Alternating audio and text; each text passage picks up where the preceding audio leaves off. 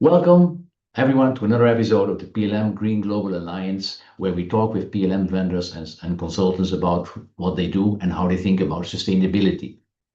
And as always, I'm joined by Klaus Brettschneider, our lifecycle assessment moderator in the Alliance. And today we're happy to welcome Eduardo Salva from Siemens Digital Industries Software, where he works as a global portfolio developer for Teamcenter. Eduardo, thank you very much for joining us here. We are really glad to have you with us, and we are excited to learn a bit more about you, your role at Siemens, and of course, your connection to lifecycle assessment. But first of all, to get started, could you tell our audience a little bit about yourself? What makes you tick, and what is your passion for sustainability, and how does it connect to your work today? Welcome. Thank you, Josh. My name is, as you said, my name is Eduardo. I'm from Spain. Actually have a background in cost engineering. And as you know, this was one of the first roles that were involved in the decarbonization mission, maybe back in 2017. Working from the Siemens perspective, we started to see on those times that the trends of the carbon footprint reporting were going to be, or we were envisioning already there, that were going to become mandatory. And that was the first step towards sustainability. So there we had to switch our mindset not only on cost reduction, but also in the decarbonization back then. So we started to develop our solution into a twin technology, not only cost, but also carbon footprint. And in your personal daily life, how is sustainability taking a place there? Sustainability in daily, I see that it affects many areas of my life. I do personally, for example, drive electrical cars now from Germany. Maybe I will not mention the brand, but I'm a fan of vehicles. I'm a fan of driving. I live in an island, so I have to say it's a perfect fit for people living in islands, electrical cars. I do everything possible to reduce the emissions myself, even with the smart homes. And it's taking everything in industry. I'm a fan of everything that all products, either where they are local products or where I can do something small to improve the society. That's really good, and you feel better actually when you do that. Now zooming in on Siemens software, do you also see there a trend on working on sustainability and to promote sustainability not only in the software but also in the business? Could you give us some examples? True, and we do have a mission also internally for us as a company. So, but we do have a broad portfolio. Maybe for the people that don't know Siemens, we do have a division for mobility focused on trains. We do have a division focused on buildings for smart infrastructure, where we do also do data centers, airports, hospitals, smart buildings, infrastructure. And we do have digital industries, where I belong to, where we also do automation for plants with hardware. And we also have our division where I'm part of for software focused, and all this in one tech company. We do have a broad portfolio, we do have that focus on sustainability, like with what may be commonly known now as the Science Center, previously known as NX. We do have sustainability solutions there. We do have our Teamcenter backbone, where we host the bill of materials. This is where we also have solutions out there. And we do have also solutions for supply chain control, like logistics, etc., where we do also have strong sustainability focus there, right? Internally speaking, we do have a program called Degree, and this is also becoming really successful as this goes along. It's a program that we started maybe some years ago, and is impacting all the areas, yeah, and all the areas in our organization, yeah.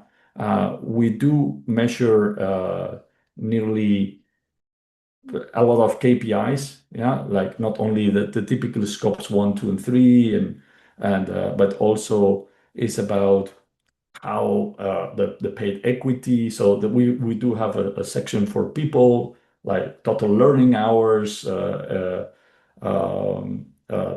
paid equity, inclusion level, etc.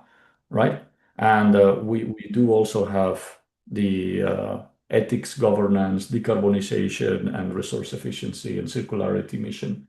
And that's all together what we call the green. And we are progressing year after year. Yeah, we started a couple of years ago, and we hope by 2030 to reach our targets that we have. It's great to hear that you have this enterprise-wide program, because I think it's all about awareness, education, and then, as you mentioned, to have KPIs to track that you're making progress. We are, yeah. It's very important for us. We do have our sustainability head is in our top stakeholder board from Siemens. So he's taking very seriously. And every year we're asked to commit on all of the KPIs, right? And we're all driving towards the same direction. And everything we do, even software development, we always need to have a sustainability KPI as well. I'm curious about the portfolio around these topics. So I understand the company has goals, but you're responsible for your portfolio on the Teamcenter side. So I'm curious what kind of tools or modules or solutions you provide in this area. Yeah. As I mentioned, I started in cost engineering, where we did have a carbon footprint calculator, right? And which is working really well, even certified by Catena-X. Yeah, that's one of our solutions that we provide for the automotive industry, industrial machinery, and others, but mainly focus. Our top customers are from automotive.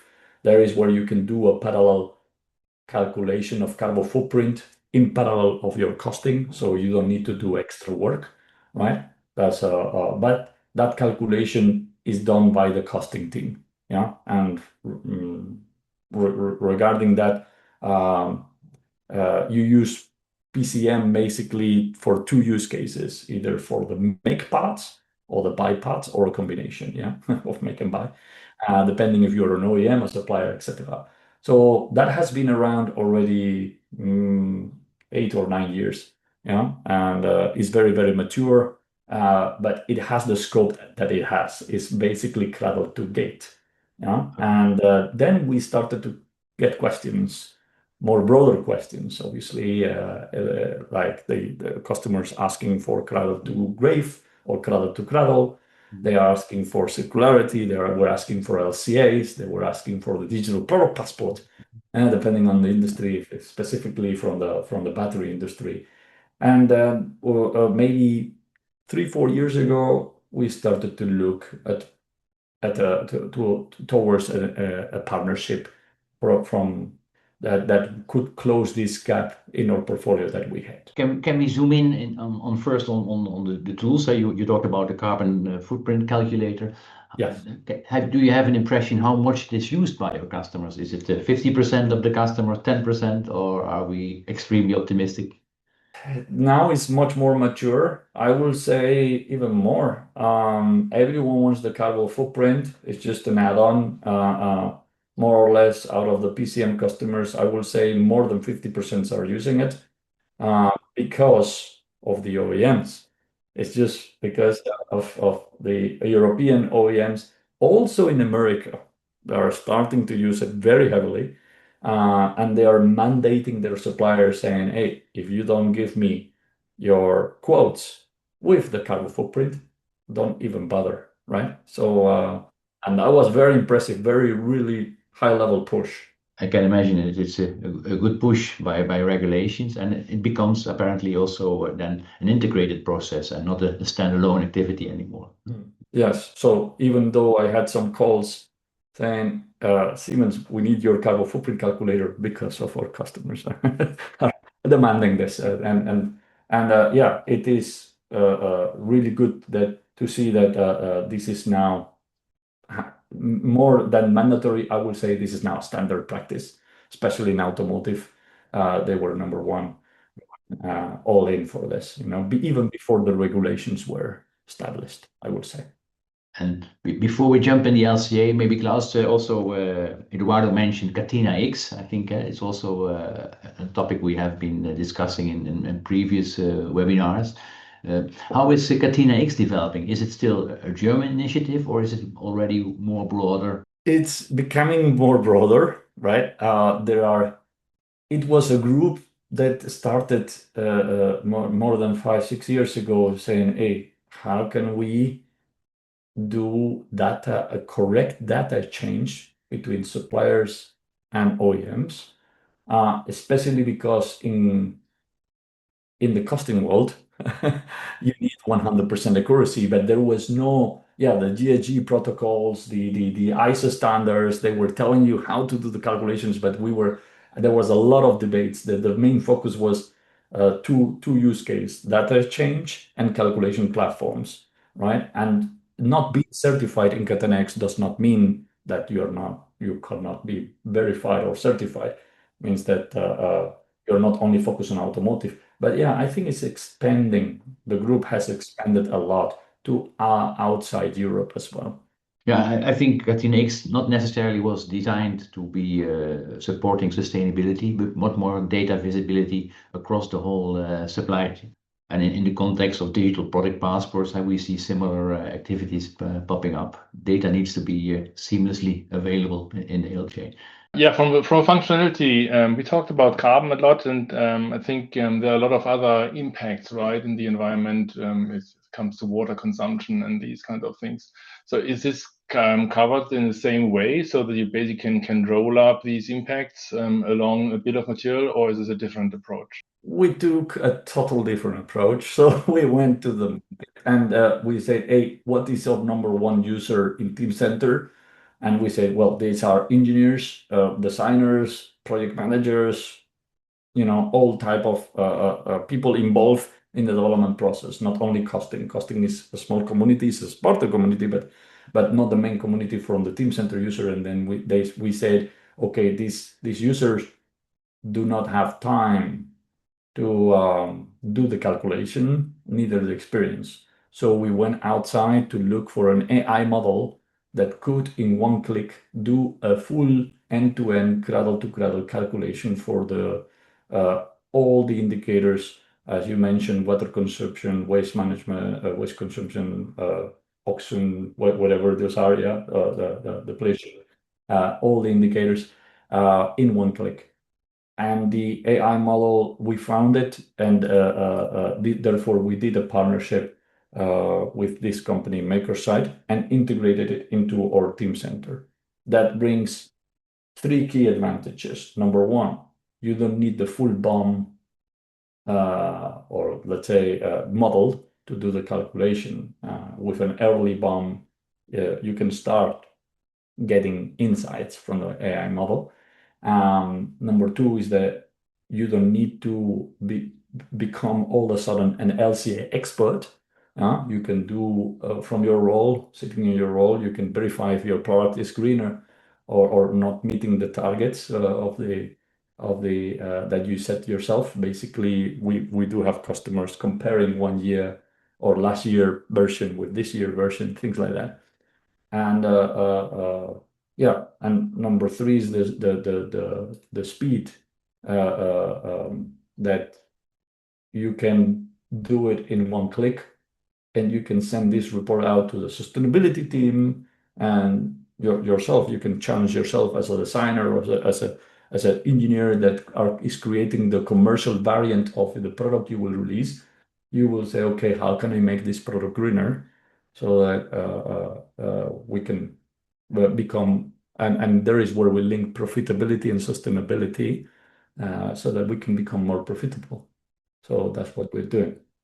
Klaus, as an LCA expert, you probably have questions, because if it's so easy with one mouse click, why did you study LCA? Yeah, exactly. But I think that's a question generally with AI. Why did I study if I can get everything with AI? So does the AI model also provide the emission factors and all the other information you would need, or is it something you can control? It provides the full environmental product declaration. It supports the DPP. It supports the full LCA scope. Yeah, the scenario footprint. Maybe I said it wrongly. The majority of the Teamcenter users are not LCA experts. We do always, whenever there is AI in front of you, we need the humans in the loop. Yeah, and obviously those ones will be able, the ones with experience with LCAs and sustainability knowledge will be able to go to the AI model to check the results and check if there was anything wrong in the analysis, right? Because of all of this corporate intelligence that you gain in Scope 3, some industry-specific scenario-based calculation, they will be able to check it. They will be able to do material impact, alternative supplier, or different plan allocation, things like that, real-time trade-offs when the product is not even finalized.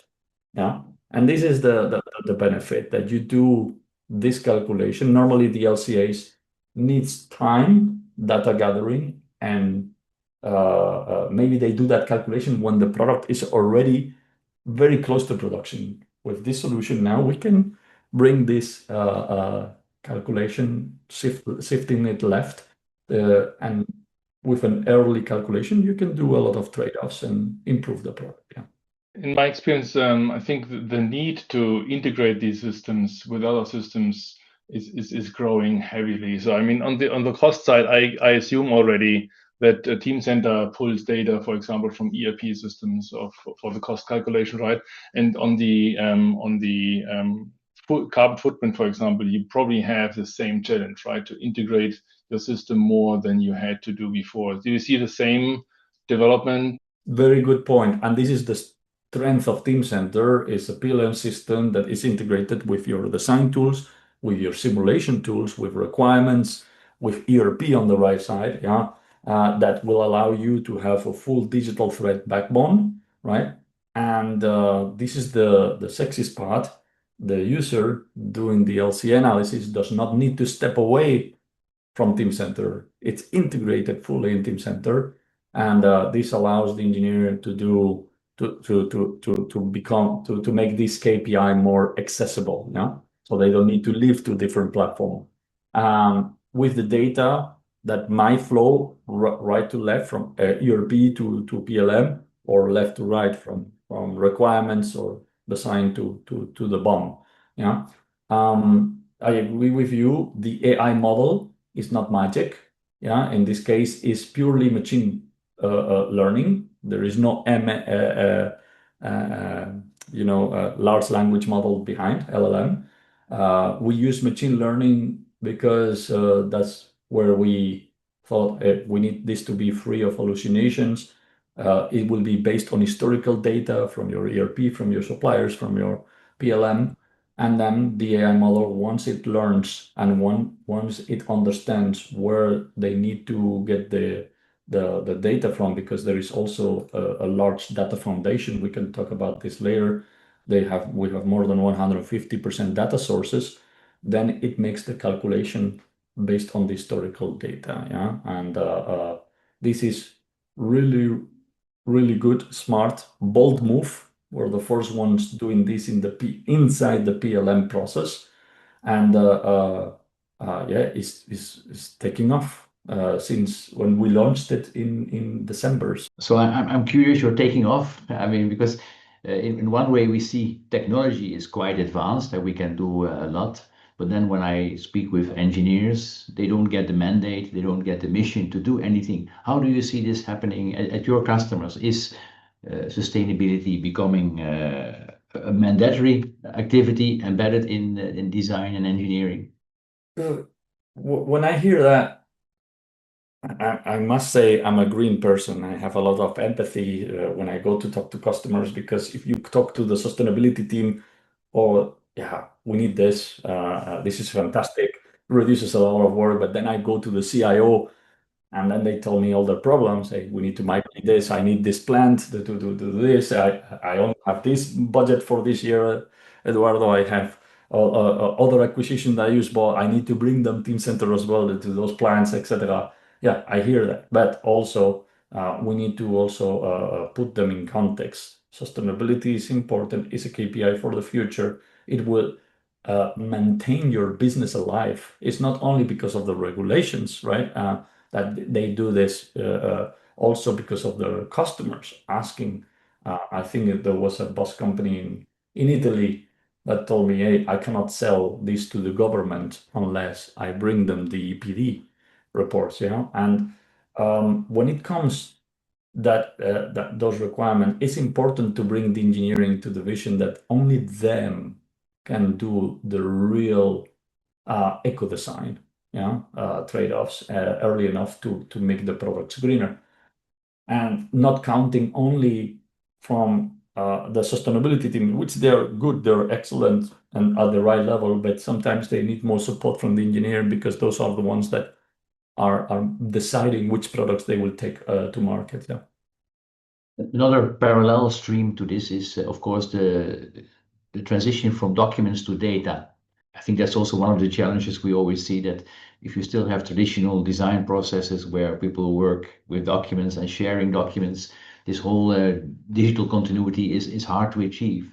Do you see any progress in your customer world, that they are moving from traditional, I would say, document-driven engineering to data-driven? Yeah, more and more, but that's also because of the trend of AI. They are looking at the copilots that we're releasing also, that the answers are more accurate, let's put it that word for now, if their data is in consistently organized in a structured way, and not only in documents. In documents, LLMs are really good for summarizing, but they're not really deterministic when it comes to extracting it from documents. And we're seeing more and more use cases like that. And I see customers, it's a human, change is always a human factor, that they're resistant to change. And therefore, we will see this in the more coming years. These processes will change accordingly with that factor. And once they have this, I must say that this is our sustainability solution can be looked at as a BOM enrichment solution as well. What do I mean by that? We are not enriching only the bill of material with environmental footprint factors, but the AI model also can enrich the materials if you are missing them, or the manufacturability based on historical the product, what it estimated the AI model. So for me, it's a win-win situation for the engineering to use this and get away from the document type of style process. Yeah.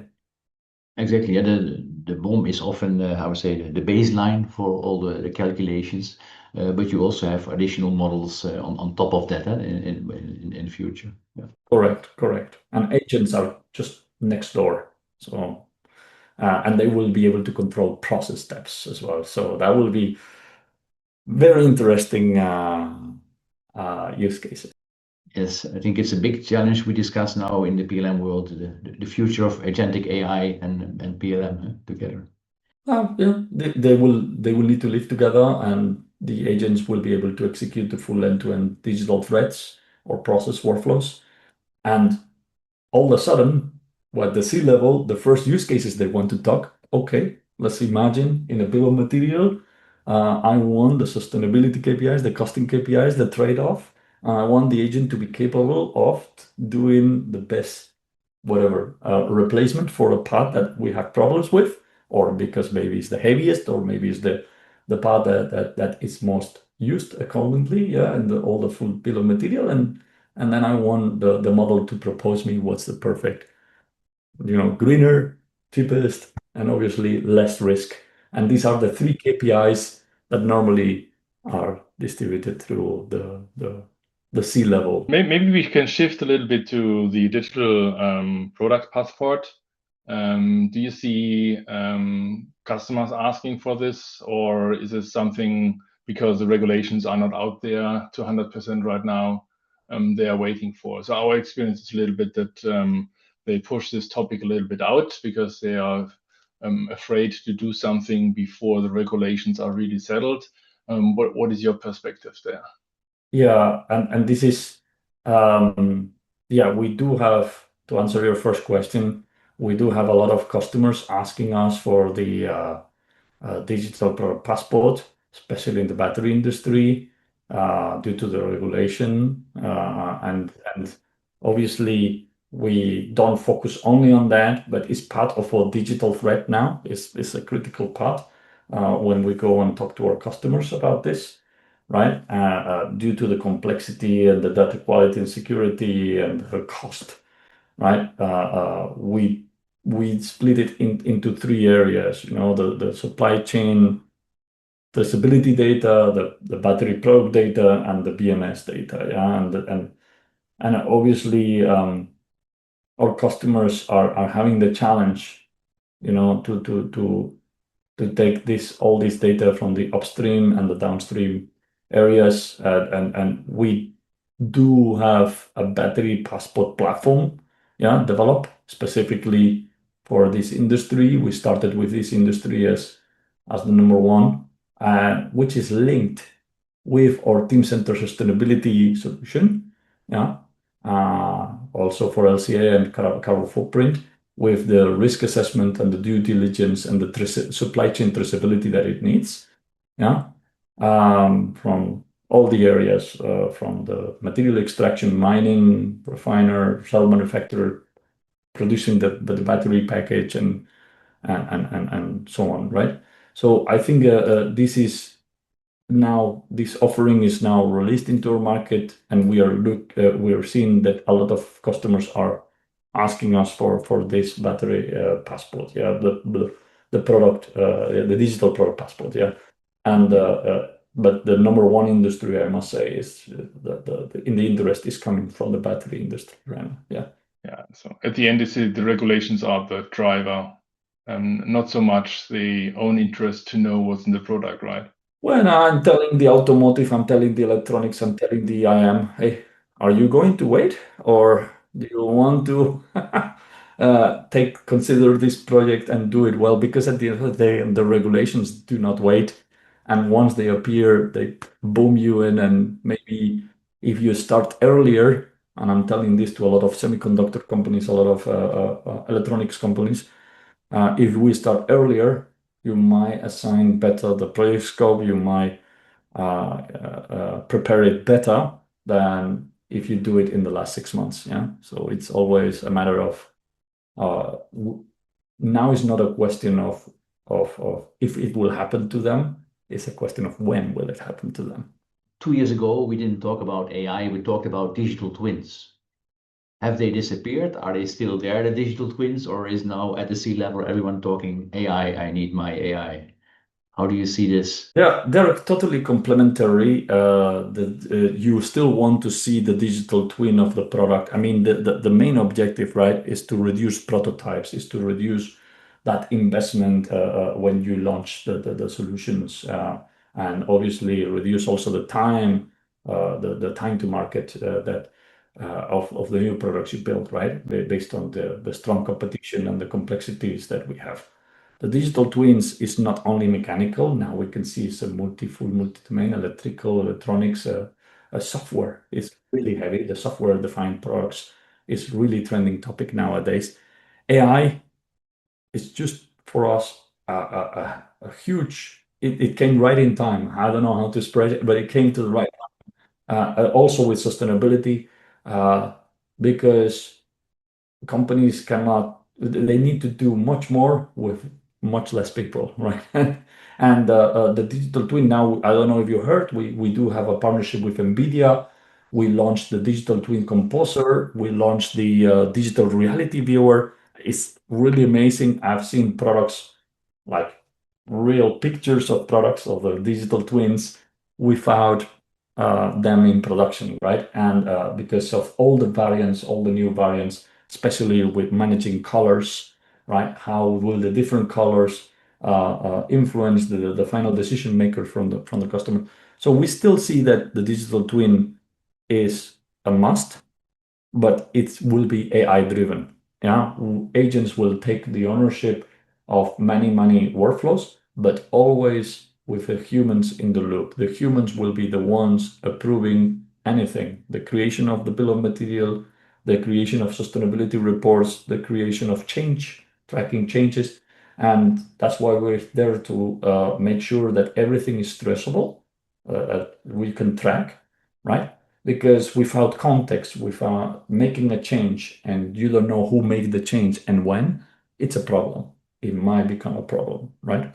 And there is where we're really strong, making sure that the change management, it's a linear, or is traceable from design to simulation to PLM to ERP and even CRM systems, and making sure you can control them quickly. And if you need to do any changes, whether your product is in production or not, make them really fast and affordable. Yeah. Exactly. You focus now a lot also on the design digital twin, but I think also the manufacturing digital twin and the operation. Our solutions in our manufacturing, they focus more on energy reduction, Yeah. on plant optimization, and the simulation of we have customers asking us, for example, I do 1 million products a year. How can I, with the same plant, with the same area, how can I produce 2 million? Things like that. Yeah, I think we do have a program with PepsiCo, really successful story, and I think it's also very good. We published that recently, very recently. It's really interesting how this has to come together, right? The information in the digital twin, the digital passport, the functionality of AI, and what kind of functionality you actually use. Is it machine learning, or is it large language models and stuff like this? So I think it's an interesting time to design PLM environments. So then you talk about PLM infrastructures, and it's all about connected data, different data sources, bringing them together in an environment. To conclude, are there any things that you say, okay, this is where my customers and our audience now should focus on to be ready for the future? What are the things you would recommend them to dive into? Well, as always, our customers need to mature a lot in data structuring, right? As you say, there are still some customers that they don't have the right process, they don't have the right data in the right places. And what I mean by that is that they're not ready even for AI. They're not ready for some of the solutions we have, right? I see that the time of agentic AI is coming, but only the customers with structured data and the right systems will be able to leverage it, right? Is there any way how they can get structured, or is this really depending on the education and the vision of the management? Part of the education, I mean, it's like if I tell you bought a Ferrari, but you are only driving it 10 miles an hour. That's fine. But yeah, and you still, I don't know, you're still trying to do a lot of manual things instead of enjoying it and driving it full speed. But at the end of the day, it's a cultural barrier that companies have, that they need to be brave, sometimes braver, and make a step forward. And I can see the depending on the company, some of them are when they have a clear mission, they have a clear goal, they do it very quickly, and others it takes them more time. But that's how it will take, and that's how it will go. Humans will always lead. Agents will do some of the work. I'm not saying everything, but agents will need tools, and the tools not always. So don't think this will come next year with full capabilities. It will land next year for several use cases, not everything, but it will it will stay, and so it will land to stay. But Yeah. it will take some years to leverage everything and make sure that we can automate the manual steps more and more, and that will be our focus number one for the first years. Yeah. I think that was a good closing statement, Eduardo. Thank you. Then Perhaps we went too much to AI, but I like to say that sustainability is also AI driven in Siemens. So I'm really happy for the approach. And exactly, I think AI makes sustainability easier achievable. Although when we talk about the AI power consumption, then we still have a challenge to fix. Yes, exactly. That will come. Okay. Well, thank you very much, Eduardo, and looking forward to speak with you in the future when everything is working also at customers. I mean, Yes.